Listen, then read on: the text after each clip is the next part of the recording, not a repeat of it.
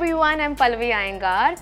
Let's make a nice Indian dessert of Paneer Payasam, which is going to be different. So come, let's get started. So I have some reduced milk here, so which basically means that you cook the milk till it becomes half of its original amount, and we're just going to transfer this into the pan. And we'll also add a nice generous pinch of saffron. Mix this well. Wow, it's already started to color. So while this is coming to a gentle simmer, let's get to the paneer and start grating it.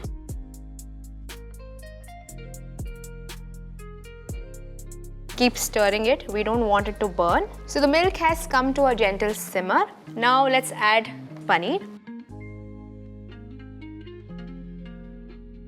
The reason why we use reduced milk is we want this thick consistency which is perfect for the payasam, and we're going to mix it and we're going to let this cook for about 2 to 3 minutes or till the mixture becomes thicker. We don't want to cook the paneer too much because at the end of the day it's protein, and once you overcook the protein it turns tough. You want a creamy payasam that melts in your mouth. So as you can see, the mixture has become thicker. Now we add the sugar. I'm using castor sugar.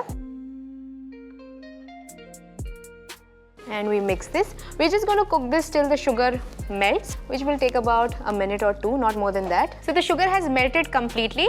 Let's add some cardamom powder, and we're going to add some chopped cashew nuts. You can add whatever nuts you like. I'm going ahead with some cashew nuts and some raisins. Mix this well. So everything has mixed really well, and wow, it's smelling really nice as well. The payasam is done. Let's switch off the gas and quickly serve it.